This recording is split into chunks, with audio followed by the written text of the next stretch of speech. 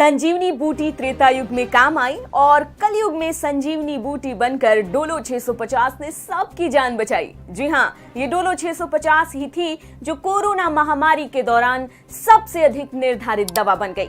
मार्च 2020 से अब तक इस एकमात्र दवा ने 567 करोड़ रुपए की बिक्री पर कब्जा जमाया और 350 करोड़ से अधिक गोलियां और 7.5 करोड़ स्ट्रिप्स दवा बिक्री का अब तक का आधिकारिक हिसाब आ गया है। कोरोना महामारी के दौरान डोलो 650 भारत में एक घरेलू आवश्यकता बन गई थी। यूं तो ये पहले भी प्रासंगिक थी और बड़ी संख्या में भारतीयों द्वारा इसका उपयोग भी किया जाता था, लेकिन एक कोरोना महामारी ने इस ब्रांड की सफलता के लिए सारे व्यवधान धाराशायी कर दिए। आज डोलो 650 बुखार, शरीर में दर्द, सर्दी और अन्य शारीरिक परेशानियों का एकमात्र इलाज बनता हुआ दिखाई दे रहा है। सवाल ये है कि डोलो 650 ने ऐसा कैसे किया? डोलो ने कालपोल और क्रोसिन जैसी दवाइयों को कैसे पीछे छोड़ दिया, जिसका उपयोग सभी वर्गों के भारतीयों द्वारा समान असुविधाओं और बीमारियों को ठीक करने के लिए अब तक किया जाता था। चूंकि आज के संदर्भ में डोलो की ब्रांड रिकॉल वैल्यू जबरदस्त है, जिसके कारण आज केमिस्ट के पास जाकर कोई पैरासीटामोल टैबलेट नहीं मांगता है, वो मांगता है डोलो 650 का पत्ता। Maharashtra state chemist and druggists association के महासचिव अनिल नवंदर ने बताया कि हल्के बुखार और शरीर में दर्द के मामले में पैरासीटामोल लेने का चलन है। जिस तरह पानी के नाम पर बिस्लेरी एक बहुत बड़ा ब्रांड बन गया है, उसी तरह डोलो 650 एक ब्रांड बन गया है। वास्तव में ये इस क्षेत्र के लिए एक चलन बन गया है। आंकड़ों के अनुसार इस साल जनवरी तक के कोरोना के प्रकोप के बाद से भारत ने बुखार रोधी दवा की 3.5 बिलियन से अधिक गोलियां बेची हैं। यहाँ बताया गया है कि ये संख्या कितनी बड़ी है। यदि सभी 3.5 बिलियन टैबलेट को लंबवत रूप से स्टॉक किया जाता है तो ये दुनिया के सबसे ऊंचे पर्वत माउंट एवरेस्ट की ऊंचाई का लगभग 6000 गुना या बुर्ज खलीफा की ऊंचाई का 63,000 गुना होगा, जो कि दुनिया की सबसे ऊंची इमारत है।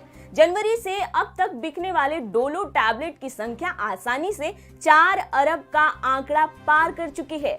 दिसंबर 2021 में डोलो 650 ने 28.9 करोड़ रुपए की बिक्री की, जो पिछले वर्ष के इसी महीने की तुलना में 61.45% अधिक है। हालांकि इसकी उच्चतम बिक्री के आंकड़े अप्रैल और मई 2021 में थे, जो कोविड की दूसरी लहर के चरम पर थे, जब इसने क्रमशः 48.9 करोड़ रुपए और 44.2 करोड़ रुपए की बिक्री देखी थी। स्वास्थ्य पेशेवरों और चिकित्सा विशेषज्ञों की माने तो डोलो 650 की अविश्वसनीय सफलता के लिए एक प्रमुख कारण बताया जा रहा है कि ये गोली बहुत सुरक्षित है, इसका कोई साइड इफेक्ट नहीं है और सभी उम्र के लोगों द्वारा इसका उपयोग किया जा सकता है। वास्तव में हृदय रोग, गुर्दे की बीमारी और मधुमेह से पीड़ित लोग इस बात की परवाह किए बिना कि ये उनके स्वास्थ्य को कैसे प्रभावित करेगा, गोली को दवा के रूप में ले सकते हैं। ज्ञात हो कि कालपोल और क्रोसिन को ऐसी पसंद का अनुभव कभी नहीं हुआ था। अब इतनी तारीफ होगी तो उस कारक का भी पता चलेगा जो क्रोसिन जैसी टैबलेट को डोलो जैसी भारतीय दवाई ने डुबा के रख दिया। क्रोसिन के डोलो के साथ प्रतिस्पर्धा करने में विफल रहने का एक प्रमुख कारण ये है कि इसका फॉर्मुलेशन 500 mg के रूप में उपलब्ध है। डोलो के साथ भारतीयों में 650 मिलीग्राम पैरासीटामोल का उपभोग करने की आदत हो गई है, ताकि वे जल्दी और अधिक निर्णायक तरीके से बेहतर हो सकें। खासकर तेज बुखार से पीड़ित लोगों में डोलो बचाव दवा के रूप में सामने आई। अब डोलो भारत में मानक पैरासीटामोल नुस्खा बन गई है।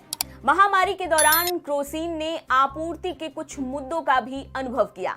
डोलो के निर्माता बेंगलुरु स्थित माइक्रो लैब्स लिमिटेड ने इसका फायदा उठाया और ये सुनिश्चित किया कि उनकी दवा देश भर में हर फार्मेसी काउंटर पर उपलब्ध हो। ये एक घरेलू नाम बन गया है।